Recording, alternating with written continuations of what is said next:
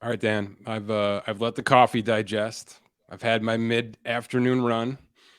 I'm calm. I'm collected. I want to have a logical, rational discussion about the San Francisco 49ers quarterback situation. I'm going to let you talk. I'm uninterrupted. I'm going to sit here. I'm going to let you do your thing, and then I'm going to light your words on fire and throw them in the bay. So let's go. Give me your best shot. What's going to happen in this offseason for 2023 with the 49ers at quarterback? Well, I guess before I go down that road, like the current Brock Purdy stuff, like I get everyone is super excited about it. He's shown great poise. He's operated the offense. He's put up great numbers. They've won games and a playoff game. There's something to be said for that. I'm not trying to discount it. I do think we're all a little high on Brock Purdy though right now, and like talk that he's the slam dunk guy to move forward with. I understand that's maybe how they're going to operate. I think the narrative though that like based on 3 or 4 games, we've seen all we need to see in terms of throwing out another quarterback in Trey Lance, who a bunch of picks were spent on not long ago. Jimmy G, who's obviously been proven to be able to run this offense.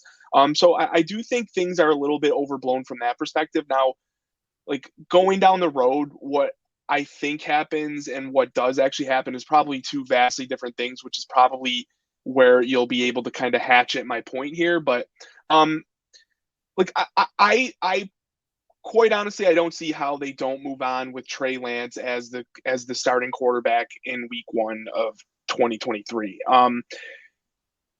I kind of think I know where you're going to go with it, but I like people say like unless short of Brock Purdy winning the Super Bowl, I think like that will maybe force their hand one way or another. Maybe it doesn't. We've seen this in the past with Nick Yeah. Foles or something Yeah. like that, where teams are able to just let them move on. So I just think so much has been invested in Trey Lance. Now, sorry to finish that point. So much has been invested in Trey Lance that I think, and people around the league think the ceiling, the rushing ceiling, plus if you can get anything passing out of him in a Kyle Shanahan offense, like it's proven Kyle Shanahan can win with like sort of a baseline quarterback. I think that Trey Lance would unlock certain other parts of this offense that we haven't seen before with quarterbacks that have been running it. So I do think like so much has been committed that unless you can recoup some of those assets, which I think currently would be very difficult to do, you'd be selling low, Mhm. so to speak, on him. That I think you at least need to see what he can give you. And I don't say that lightly as in like I'm totally ignoring the other guys, but in a way I've seen all I need to see from Jimmy G to know where his ceiling lies. Like I know he can run the offense. I know he can get you playoff wins to a Super Bowl. Like I just think in the moment you're like more often than not, he is going to blow it for you.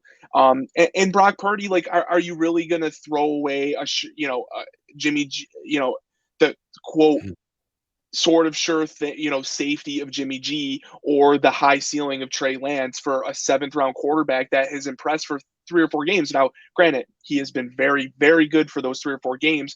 Is that the offense, the system, the scheme, the players around him? Who knows? But like, I mean, he was drafted in the 7th round, had bad, reports coming out of college for specific reasons. Like I just think this is more system related, Kyle Shanahan related. It's a tremendous short supporting cast, maybe a top 5 offensive line. You have multiple good receivers, maybe the best all around tight end in the league, multiple running backs, one of them being the best all around, offensive player in the league. So that's my only point. I'm sorry. I know Brock Purdy is getting a lot of love. I'm not trying to stomp on that. I'm just trying to like stay grounded with it and like Yeah. Trey Lance is like the skeleton key, if you will, like that every team is sort of searching for that like dual threat quarterback who you don't just have to rely on. He can throw the ball too. We don't know if Trey Lance is that yet, but I at least want to see what you have. And so like if Trey Lance is available for a package of like high to middle and middle round picks, like you know if I'm an organization with, if I'm Atlanta with pieces around him and that, no long good offensive pieces already in place and no long-term answer at quarterback, I'm very much considering that at Yeah, that price. That's the price. I mean, that's right. now if the Niners can get a haul now, then yeah, you can move on from him. There were reports that Shanahan, Trey Lance wasn't even Kyle Shanahan's main guy coming out of that draft, that he maybe preferred Mac Jones, and that it was more of a front office ownership, pressing it a little bit. So who knows if Kyle Shanahan's even married? Maybe, to Trey Lance, maybe he really doesn't want him long term and wants to go in a different direction, or with Jimmy G or Brock Purdy or whatever. But man, I at least want to see, like, I'll forever be tantalized by the ceiling of Trey Lance. So I'll Okay, kind of so leave it. all right, so you hit on almost every single note I was going to get to in some form. Kind of conversely speaking, though. So I'm going to throw this back instead of one big take. I'm going to throw this back with little nuggets. Would your opinion change right now if they had not traded up for Trey Lance, if they had simply drafted Trey Lance? It would, to some degree. I don't like the unknown ceiling of Trey Lance is not heightened by like the legend of how many of picks that he got traded for. Do you But know what their I mean? Like, attachment to him is. right. So from that perspective, I think it would be harder to separate. So yes, I think that's an accurate point. Now, like, does my opinion of Trey Lance's ceiling change based on Mhm. the package that they got? I mean, maybe subconsciously, but I like to think that no, and I'm totally willing to admit he could be the worst quarterback we've ever seen. I at least want to see it. There's like, Mhm. the writing is on the wall that we should at least like see what is there. And all I'm saying is that I don't think Jimmy G or Brock Purdy is enough to just totally walk away from that. Partially based on the package that was given up for them. So, like, my assessment of his talent is not necessarily affected by the package, but I do think their assessment of how this plays out totally. I mean, it will, and I think it should, but that's kind of like, Yeah. what like, do you We're think they should teetering just off like, that. yeah, okay, go ahead. I mean, like, I think you're going to go down that road. Like, do you think they should veer off the path, like just totally not care about Here, draft capital, anything that was spent, and look, just say we have two good in-house options already? Why mess with that? I don't know okay. what the right answer is. Well, unfortunately it's not that easy because Garoppolo is an expiring contract with a no tag clause with a $30 million valuation and probably 3 teams that will pay it right now. So it's not as easy as saying he's ours, we're just going to ride with him. There's multiple decisions to be made this offseason. That's why this is such a fascinating conversation, even in January 18th, before we even know where this finish line ends, which you're right, could completely impact things, although we'll get to that in a second. Where I want to go is the system stuff, the McCaffrey stuff, the Shanahan with Trey Lance stuff. I hated it when it happened. I've hated hearing about it ever since. I don't understand. I don't understand the way that they're constructing this roster, but then also the absolute need to unlock Trey Lance with this whole new level. To me, the two things are competing against each other. Does anybody look at San Francisco right now and say, my God, what would this look like if they had Trey Lance out there running around and advancing plays? Dan, in a lot of ways, I look at San Francisco and think the quarterback is just doing a job so that they can unleash these freaking stud weapons. If Trey Lance is trying to do too much on any given play and then dumps it off to McCaffrey as a last resort, that's going to look like every other screen pass with every other team in the NFL. The reason McCaffrey can be great in this offense is A, the offensive line, and Trent Williams specifically, is freaking baller. And B, they are giving him the ball 0.5 seconds after it's snapped and saying, go be a freak. Same thing with Deebo Samuel. To some degree, same thing with Brandon Ayuk. Certainly with Kittle on his seam routes and across the middle. There are specific plays that keep the quarterback from doing too much. So why are we then trying to bring in a quarterback to do more? And why did they trade up for that guy in the first place? That's what I don't see. I've always looked at this not from a human aspect, but from a roster construction standpoint. And to me, those two narratives are competing against each other with this roster specifically. So I think Trey Lance might be great. And the rumors to him following Ron Carthon to Tennessee, that excites me because that's actually a system that could use some mobility out of a quarterback, some brilliance from one specific player not named Derrick Henry, I think that might be a great spot for Trey Lance. I don't think Kyle Shanahan should be doing this. If anything, I think it's going to torpedo whatever juju he's got going right now with this system. And by the way, I know you agree with me because I got you to buy in on the under 9.5 wins on San Francisco to start this season when Trey Lance was going to be the starting quarterback. You and I both believed that they were going to be good, but that there was going to be a step back because they all had to figure out what the hell they were with Trey Lance, which is this whole new different model than what Garoppolo is. And by the way, now what Purdy is. Purdy's like a Garoppolo light, and he's not a starting quarterback. I'll answer that question right now. Nobody's going to take Brock Purdy off their hands and make him their week one starter. Nobody. Not even if he wins the Super Bowl. And you said why. It's because he's Nick freaking Foles. Okay. And it's the biggest mistake that Doug Peterson has ever made in his life, which is saying, I've got Nick Foles. I don't need Carson Wentz and I don't need Jalen Hurts. And he said both those things out loud and picked Nick Foles. And then Jacksonville picked Nick Foles to be a week one starter on $88 million 18 months later. And that was a disaster. So we know where this ends up. We know where this undersized, under-talented, inaccurate, that's what Brock Purdy is. He is just, he's done his homework. He has been a phenomenal bench quarterback that understands this system and was able to hit the ground running with it. And it's all the credit to him. I am not discounting him in any regard. He's just not a $100 million quarterback. He's not even a $10 million quarterback, okay? He's just going to be who he is, which is an able-bodied, smart, capable backup quarterback, probably a third quarterback on most rosters. And that's perfectly fine.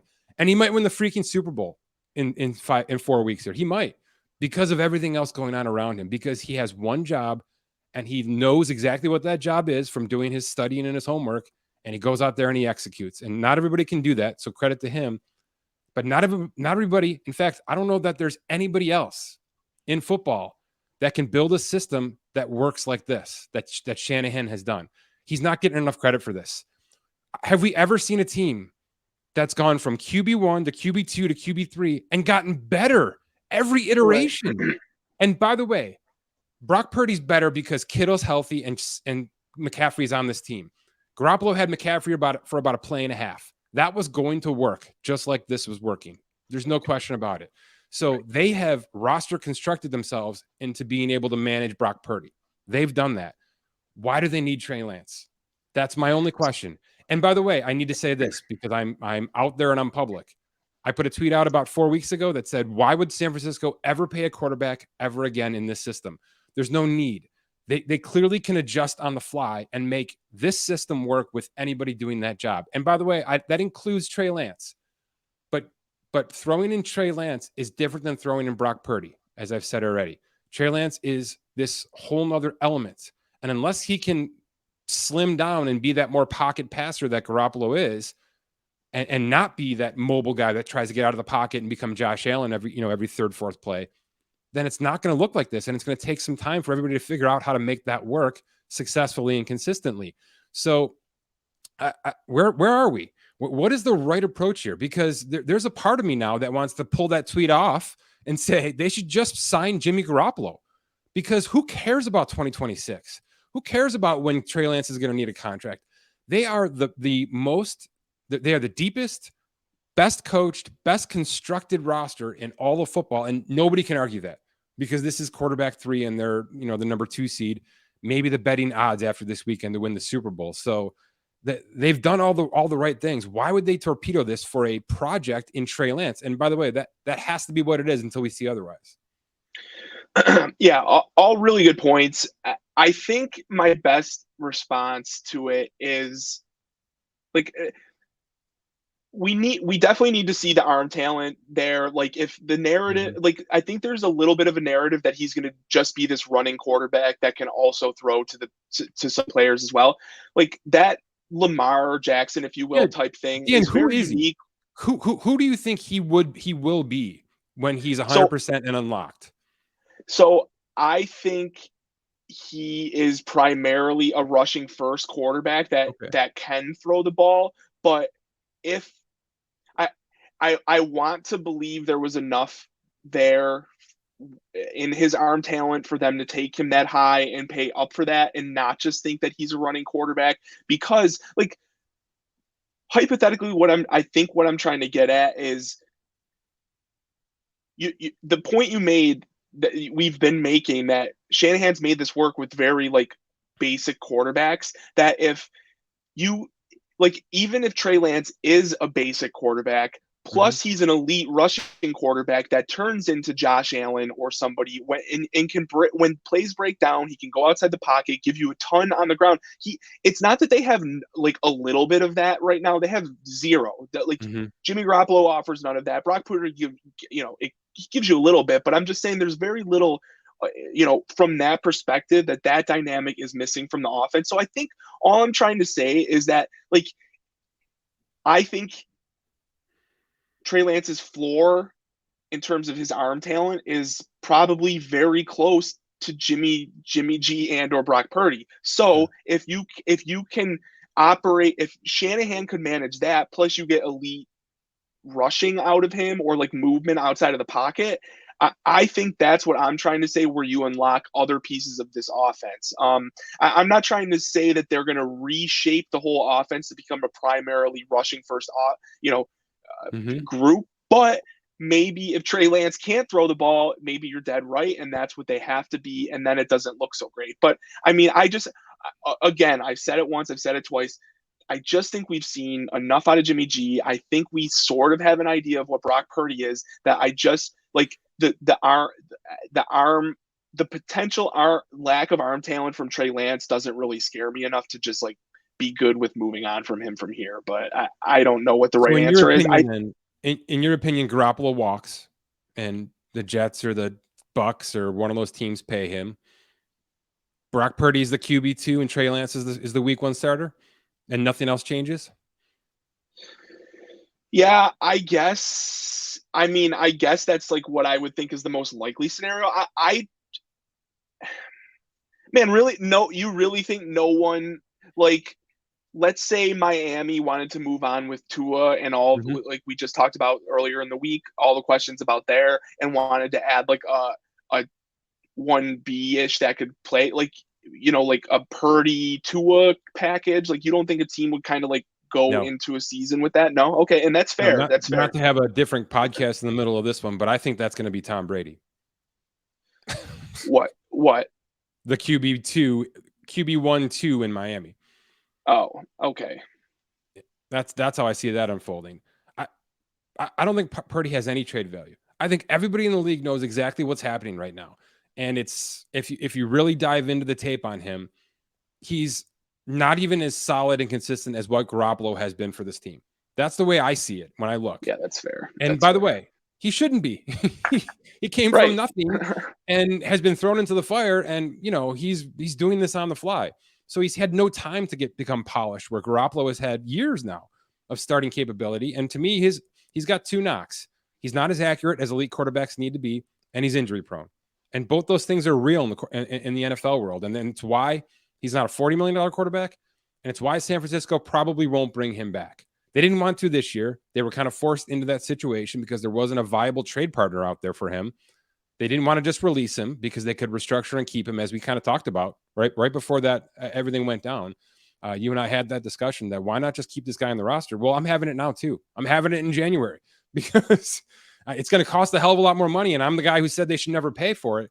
But I think I'm the guy that thinks paying that contract might be better business for 2023 than throwing Trey Lance out there. I really believe that. And it's nothing against Lance.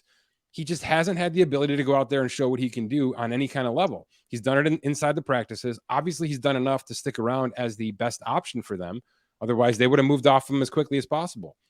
I do think there's going to be a world, and it's not just going to be Mike Florio and his bullshit takes, where and because San Francisco is pretty public about this stuff, I think there's a world where they're taking phone calls in February for Trey Lance. Tennessee's in, Atlanta's in, Carolina's in, right? They're at least smelling around that situation to understand, how he's progressing with this injury, what their sense is if San Francisco is going to move off him. Not for Purdy, not for Purdy, and not for Brady. You're going to hear a lot of Brady to San Francisco stuff, and I know you've been on that. There's no chance they put Brady in this offense right now, right? Brady's a liability. Oh, you're I still in I on mean it? You still Yeah, love I it? would disagree. I mean, like, Why not Rodgers instead of Brady I mean, I if you're don't going to know, go man. that Like, route? I like sort of to your points, like you sort of made the point that like maybe you don't need a rushing quarterback, maybe you just need a game manager, somebody to sit there. Yeah. I mean, who's like maybe the best? I don't want to Yes. discount him all the way to No, a he game is. manager, but like at this point in his He doesn't career, move. he needs a strong offensive, like a big like game, film grinder take I've been seeing Yeah. recently is that a lot of his downfalls were directly related to the lack of an offensive line and his He didn't want to get hit. him. He Yeah, he didn't want didn't to want to get get touched, hit. so he He was bailed scared out to get hit. early. So Yes. if he's behind this offensive line, dumping off to Christian McCaffrey and just spreading it around to it, we know is fine throwing to tight ends and wide receiver. He's got And I can weapons get there. on board with this. I can Like get on I'm not. board with this for 1 I, year. so that's the thing is like I think like the only scenario where I'm okay with Trey Lance not being the week 1 starting quarterback next year. Sorry, let me back that up and just say if he's healthy. I understand there's a lot of That's right. health caveats there with that injury, but like the I would be okay if you can with two a point A and point B being point A, you get a decent package. You can't just give him away. You can't be up against a wall, boxed into a corner, and some team bends Do you you have to over. trade him at all? Well, I guess you don't, but I mean He's that would got be 2 more two. years on the rookie deal plus the 5th-year option. I mean, I would think you would be Couldn't better you just off. say to Trey Lance, we're going to let you heal up for the entire year, and we're going to let this thing get you all the way back to 110%, and we're going to bring in Brady for a swan song with him because he wants it. We think it'd be a good fit for us in 2023, and then we'll go on from there, and you'll be the guy going forward. Is that inconceivable with his health concerns? It's not, but if you're trying to go down that route, I think you're better off if you're going to move. If Brady is their week 1 starting quarterback, I think you for continuity. If Brady were to go down or something, I think you would just want Brock Purdy. He's probably more of that type of quarterback where Trey Lance is going to be. I don't know. Maybe I'm spinning myself in So you circles on couldn't that, but QB3 Lance is what you're saying. You'd rather just get the trade value is what you're saying.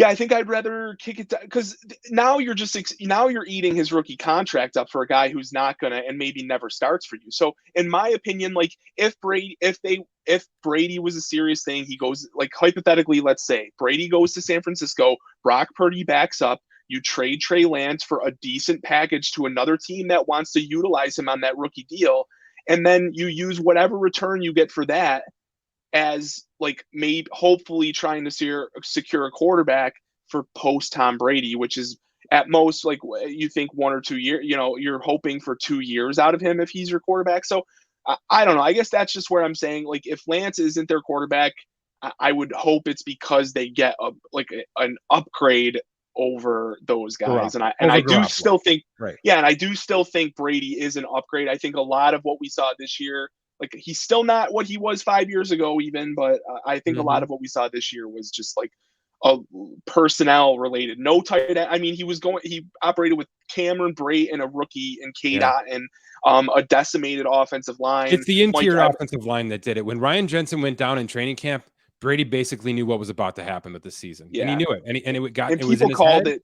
Yeah, Yeah, everyone yeah. called it. So it's it's not even a hot take because Shanahan has shown he'll do whatever he wants to do with this position, right? He's throwing whatever has to happen in there and just making it work. So he could certainly make it work with Brady if Brady's physically able and I guess mentally wants to do this. I think he said out loud, San Francisco is always a place he would do this. It's funny though how all these options are available, right? It's the most likely option is Trey Lance starts week 1. Garoppolo's a Raider, and Brock Purdy's the QB2. That's the most likely scenario here. So I'm not going to sit here and say that we are, spinning some sort of web that, but all of these are possibilities. All of these contractually, you're a little concerned about trading Trey Lance for 75 cents on the dollar. I don't think there's any way out of it. Oh no, I actually think 75 cents on the dollar is pretty good. I'm talking like you can't give him away for 40 cents on the dollar is what I'm it saying. can't be a Sam Darnold trade is what you're saying. It's got to be better Right, than right. that. Yeah. Yeah, right. Like if you could get, 3/4 of what you put into him back, I think and you're going to have other good options still. I think it's worth considering, like the points we already laid out. I don't necessarily think they're married to him. but like you can't just give him away. And if they are giving him away, I think there's a bargain to be had for another team who's not set at that position. So where else, real quickly, we'll finish on this. And I didn't give you any homework assignments, so I apologize if you're not kind of ready for this. Where else does this team have to improve? Like, are there glaring holes in San Francisco that you see that have to be addressed this offseason? Or is this really the only conversation to be had? And maybe it's not even a conversation if internally they're just saying, Trey Lance, get healthy. You're the guy. You know what I mean? I mean, Caffrey's under yeah, contract. Ayuk's under contract. Samuel's under contract. Kittle's under contract. Trent Williams is under. Everybody who matters. Nick Bosa is about to be under contract for forever. I guess the secondary, you're probably searching for a versatile safety. So that's maybe your second round pick or your late first.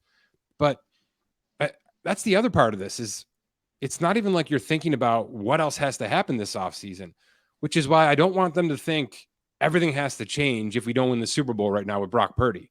I don't want them to blow it up, especially at that quarterback spot, if Dallas blows them out next weekend, which I guess is possible. It's feasible, but not likely because of how deep the rest of this roster looks. So I just think this is a team that I underestimated coming in. I was putting too much stock in Trey Lance and what he was going to do to downgrade this team. They're just so deep. They can do no wrong right now. And I'm just super fascinated to see where they go because, again, I would not be shocked, even though I don't believe it's the right move. I would not be shocked if Jimmy Garoppolo got a 2-year extension to stay with this team. I wouldn't be, because I totally understand that line of thinking, which is it's working right now. Who cares about 2 years from now? Let's continue to make it work right now.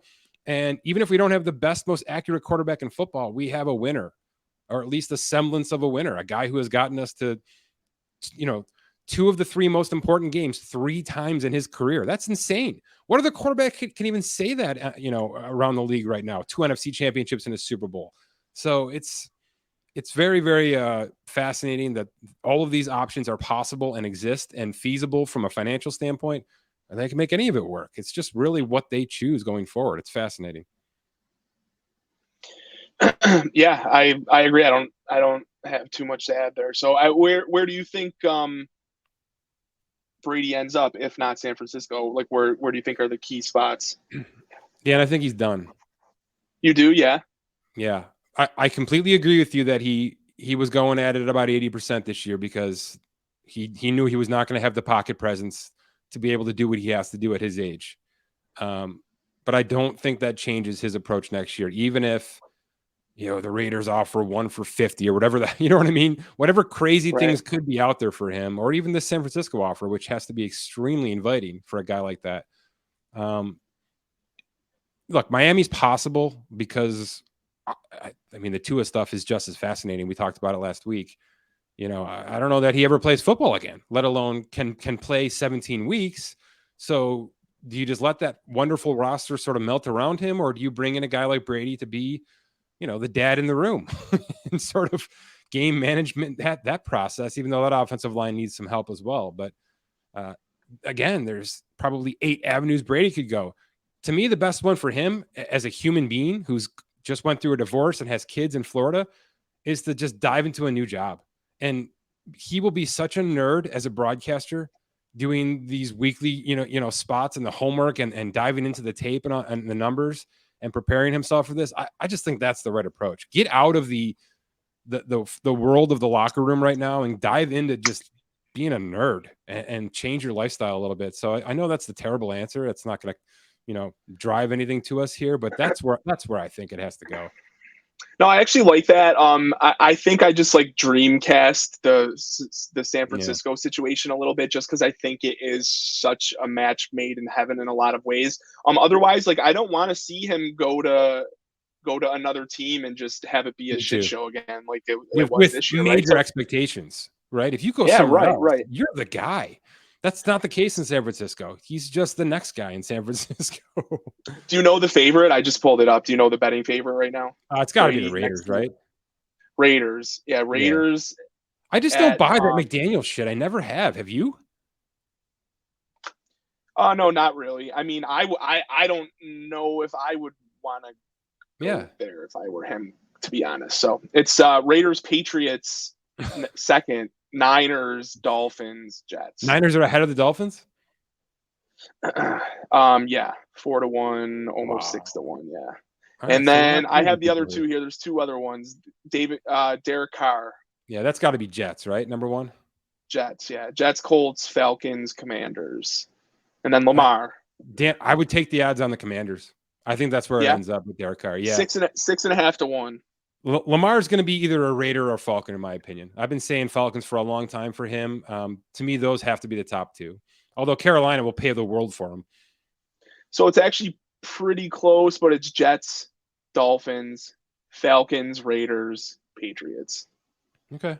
But it's not too spread out there. So Boy, Patriots yeah, is interesting. super interesting. Super interesting. Yeah, they're 6.5 to 1. Actually, Patriots, Raiders are the same.